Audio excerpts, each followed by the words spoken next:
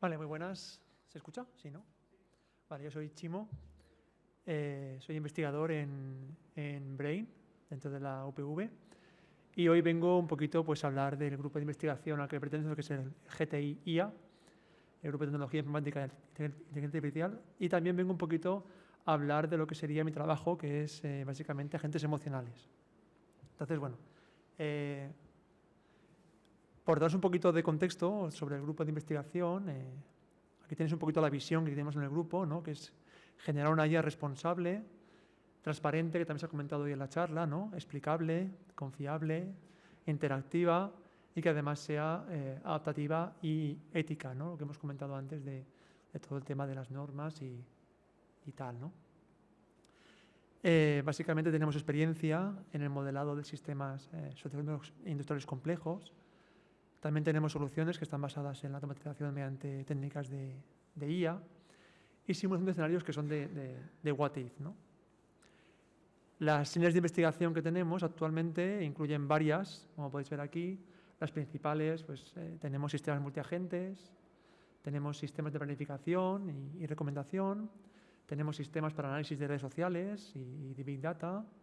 También trabajamos en argumentación computacional y en persuasión. También tenemos experiencia en tecnologías del acuerdo, aprendizaje automático, sistemas en tiempo real, IA responsable, movilidad inteligente y agentes afectivos, que es de lo que hablaremos hoy. Básicamente, en sistemas multiagente es donde tenemos quizá la mayor parte de nuestro trabajo y la mayor parte de la experiencia. Ya han contado por aquí los compañeros que son los agentes, así que no voy a enrollarme otra vez para volver a explicarlo. Básicamente, el resultado que tenemos más prometedor es Spade, que es una plataforma que tenemos en el grupo para desarrollo de agentes hecha en Python. También tenemos una plataforma para simular flotas de vehículos. Tenemos alguna plataforma para simular procesos migratorios, vehículos autónomos, inteligencia artificial ambiental y también para temas de domótica. Aquí lo explico muy rápido para no enrollarme mucho. En cuanto a la parte de movilidad inteligente, estamos desarrollando aplicaciones que buscan pues, encontrar una movilidad que sea sostenible e inteligente mediante la aplicación de sistemas multiagente y también mediante la aplicación de Edge Computing, que también se ha comentado por aquí el uso de lo que sería el Machine Learning en el borde, ¿no? En el extremo.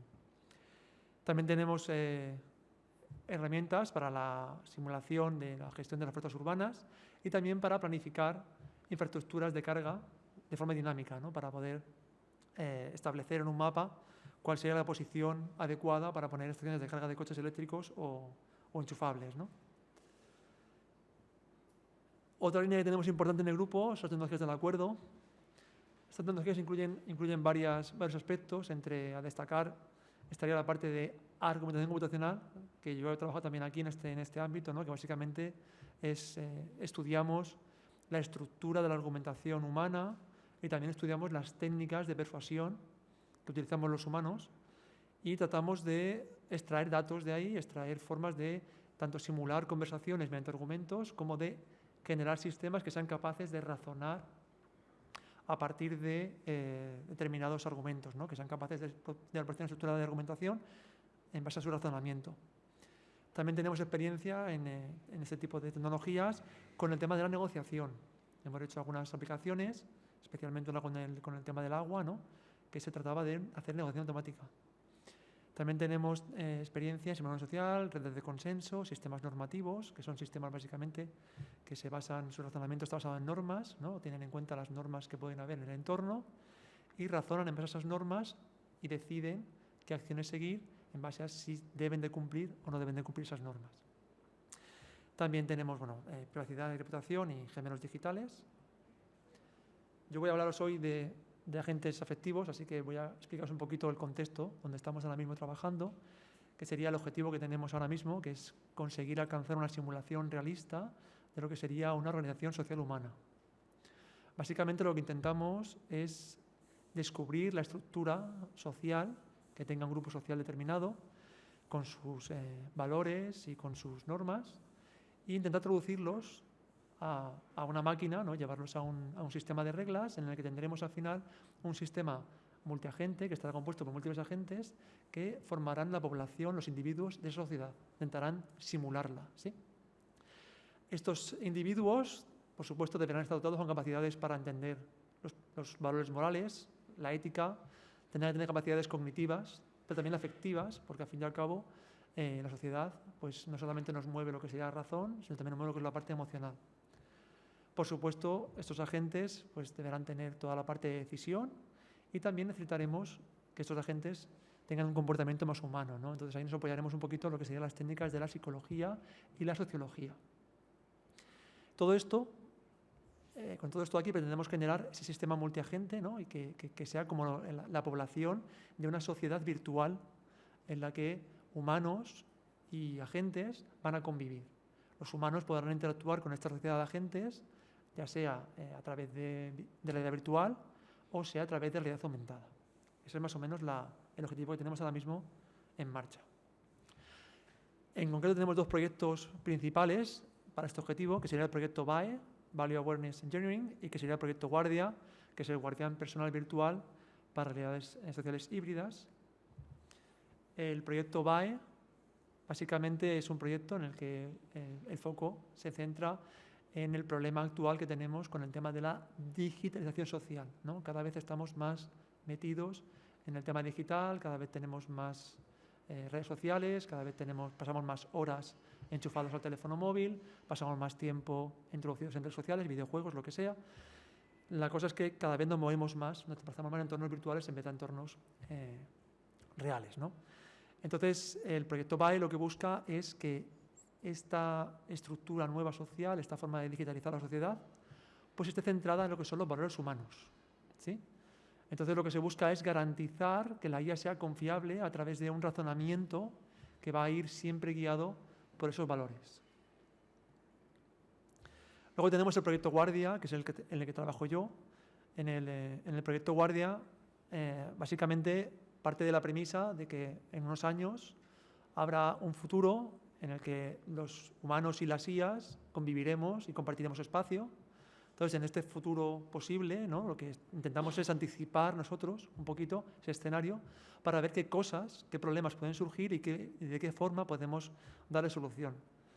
Está claro que en ese futuro, pues las IAs generativas, el tema que comentaba también Paulo de la desinformación o las fake news, pues también va a estar presente. He puesto aquí esta fotografía porque no sé si supongo que todo el mundo sabe cuál es, pero bueno, la explico por si acaso.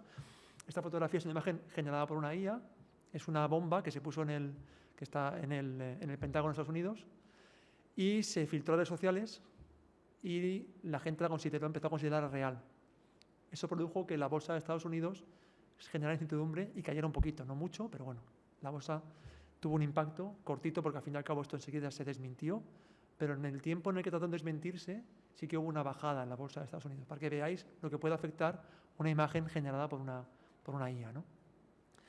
Entonces, bueno, la idea que tenemos nosotros es ver cómo podemos o qué herramientas podemos ofrecer para detectar esos comportamientos maliciosos, esas malintenciones, incluso estudiar de qué manera podemos captar o podemos reconocer cuando una IA con la que interactuamos, o una persona, también puede ser un humano, tiene un comportamiento malicioso o tiene una malintención, de forma que lo que quiera sea modificar nuestra conducta o incluso la forma de pensar, ¿no? Nuestro razonamiento, nuestra opinión. Con todo esto lo que queremos es proponer un guardián personal que sea pues, una especie como de agente que lo que vaya a hacer es acompañar a esa persona en esta red social de forma que sirva como un pepito grillo que le vaya ayudando en su navegación a través de ese entorno virtual y le vaya avisando de los posibles riesgos que se puedan encontrar en ese entorno, ¿no? El guardián idealmente debería de garantizar la seguridad del usuario y debería de ser capaz de detectar patrones maliciosos dentro de una red o dentro de un entorno virtual. También debería ser capaz de establecer lo que serían relaciones de confianza, es decir, ver qué individuos realmente son de fiar y qué individuos no, de forma que pueda, de una forma rápida, interpretar qué información es confiable y qué información no es confiable. Un aspecto importante que tenemos en este proyecto es también la parte de ver cómo podemos monitorizar el estado del usuario. Es decir, no solamente queremos que ese guardián proteja al usuario, sino también que ese guardián tenga un comportamiento que vaya adaptado a las características del usuario. De tal manera que el guardián va a conocer, o queremos que conozca, pues la personalidad del usuario, ya sea mediante un modelo Big Five o como sea, pero también queremos saber sus sesgos, queremos conocer cuáles son sus preferencias, cuáles son sus gustos, cuáles son sus tendencias. De esta manera queremos que nuestra gente genere un comportamiento que vaya ya enfocado, que vaya personalizado hacia la experiencia del usuario y básicamente a maximizar lo que sería el bienestar emocional de esa persona. Y aquí es donde entra mi trabajo, que es la parte de agentes afectivos. Básicamente nos centramos en 5 puntos, que sería la parte de cómo reconocemos la emoción de la persona que tenemos delante, de qué manera representamos esa emoción en un sistema computacional, qué procesos generamos dentro de la gente, de forma que la gente sea capaz de decidir en base a la emoción percibida o en base a una emoción propia que tenga la gente, y cómo podemos generar una interacción realista entre el humano y la máquina, que en este caso sería a través de una interacción que fuera un poquito más empática, ¿no? De tal manera que ese agente entendiera un poquito cómo está el usuario e intentara adaptar su comportamiento a ese estado. Y además también, para maximizar el bienestar emocional, tendríamos una parte de regulación emocional. Es decir, cómo podemos hacer para que la persona con la que estamos interactuando regule su emoción. Si la vemos que está en un estado alterado, pues de qué manera tranquilizarla o proponer estrategias para que se calme.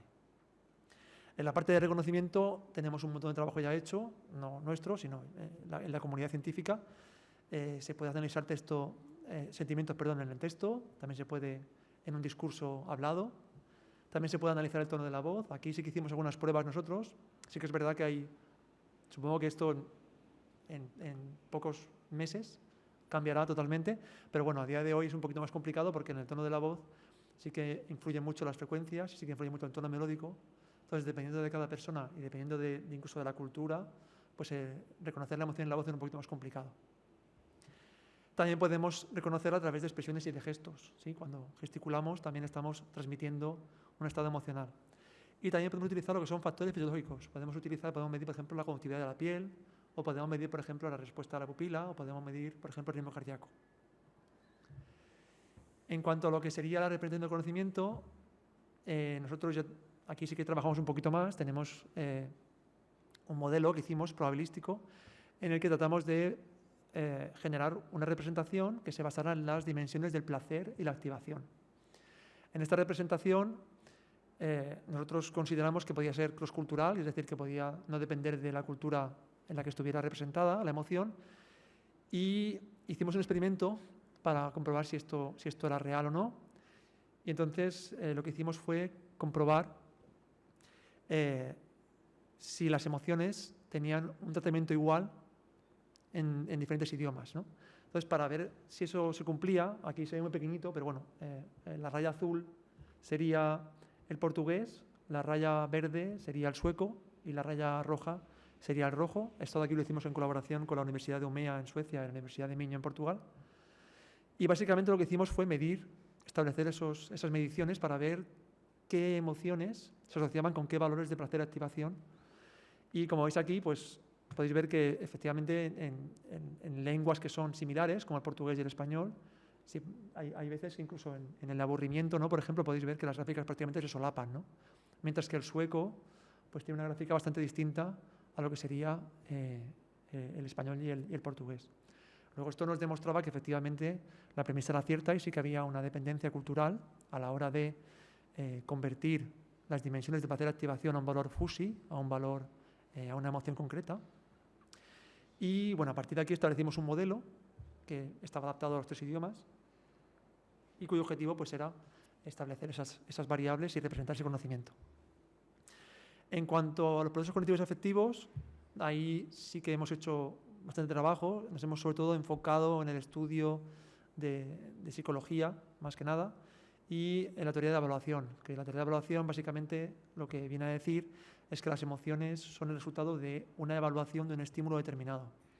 Entonces, en base a esta teoría, hemos generado un modelo de appraisal que se llama, un modelo de evaluación, en el que básicamente lo que hacemos es generar emociones dentro de un agente cuando se produce un determinado evento en el entorno. Esas emociones son utilizadas en el agente para adaptar su propio comportamiento. Es decir, el agente es capaz de modificar su comportamiento en función de cómo se siente en cada momento. En cuanto al tema de la empatía,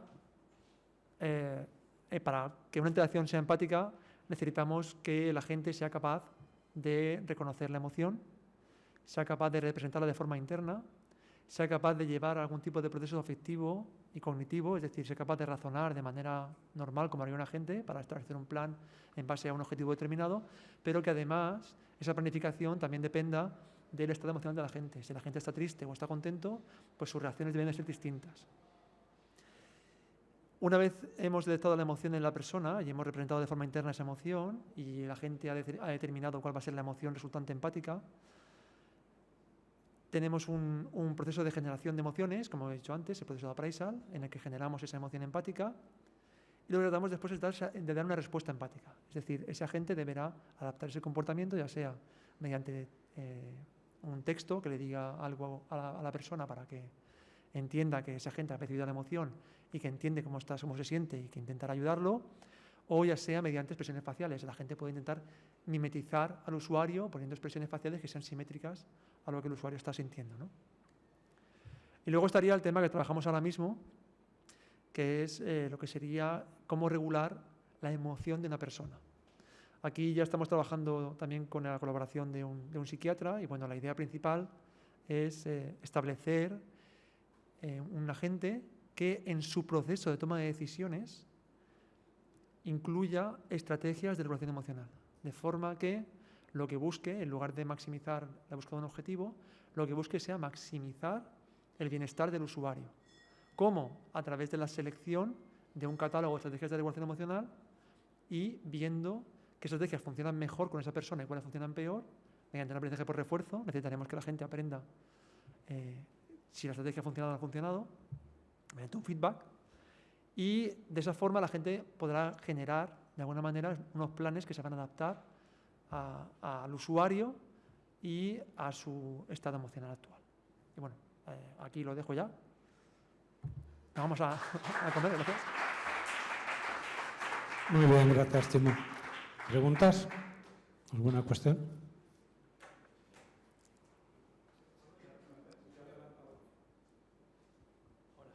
Muy interesante la charla. Yo quería preguntarte sobre las gráficas que has puesto sobre esta está aquí. ¿En base a qué habéis realizado este tipo de representación facial? ¿En base a vocabulario? ¿En base a interacción con personas? En base a vocabulario. Nosotros entendimos que las emociones no debían de ser diferentes en cada idioma, así que lo que hicimos fue pedir una colaboración con UMEA y con Miño, con las universidades de UMEA y Miño, para traducir las emociones que nosotros catalogamos en inglés, porque básicamente los artículos están todos en inglés, y las traducimos nosotros por nuestra parte al español, ellos a sus idiomas correspondientes, y lo que hicimos después fue hacer un cuestionario con usuarios. Para cada idioma, creo recordar que teníamos 200 o 150 participantes, no recuerdo bien, pero más o menos sí, 150 participantes por cada idioma. Y lo que hicimos fue directamente preguntar a esos participantes qué valores asociaban ellos al placer de la activación. Por supuesto, cada etiqueta también fue traducida al idioma. Además, la traducimos en un primer experimento, siendo un primer experimento únicamente para traducir la etiqueta. O sea que sí, llevamos una traducción completa. Sí, es muy interesante. Un poco en la línea de lo que decía Rafael, eso, tenía la curiosidad de saber si habíais sacado esto de manera automática, considerando algunos lexicones afectivos, que por cada emoción, no sé, las 6 de Ekman, las 8 de Plutchik, que tienen un listado de palabras relacionadas, ¿no? A ver, básicamente nosotros seleccionamos las categorías, las emociones básicas de Ekman, porque al fin y al cabo son las más comunes. Le añadimos más, porque el Ekman, en el modelo de Russell, que es el modelo circunplejo, en el modelo de Russell, las emociones de Ekman no cubrían todo el espectro del modelo. Nosotros queríamos un modelo de representación que fuera circular, es decir, que cubriera todo el espectro completo. Así que añadimos algunas, quiero recordar que el aburrimiento y la somnolencia al modelo de Ekman, y las demás eran todas las de Ekman. Y la calma, mentira. También añadimos la calma. Básicamente, las etiquetas que escogimos, las escogimos nosotros, cogimos 10 y las categorizamos en cada idioma. Es decir, cogimos a expertos y les dijimos, traducirlas a vuestro idioma conforme vosotros penséis que realmente se tienen que traducir. En base al inglés, es decir, siempre enviábamos las emociones en inglés y ellos las traducían al español. Y las etiquetas, sin embargo, lo que hicimos fue generar una bolsa de palabras para cada posible etiqueta. Es decir, para el placer, lo que hicimos fue acudir a diccionarios y generamos un conjunto de etiquetas de pleasure en inglés, pues equivalentes en pleasure en inglés para cada idioma, para sueco, portugués y español. Y hicimos la activación. Generamos una bolsa de palabras para activación en sueco, portugués y español. Y hicimos un primer test en el que preguntamos a la gente qué palabras relacionaban ellos, qué palabras que consideraban ellos que tenían una mayor relación, una correlación más grande. Y en base a eso seleccionamos un conjunto pequeñito de palabras y con esas palabras, con esas dos variables de parcial de activación traducidas a cada idioma con múltiples palabras, ahí ya hicimos el experimento con las etiquetas emocionales, pero únicamente con etiquetas y con personas, sin IA por medio. Vale, gracias. Y luego una curiosidad, ignorancia mía.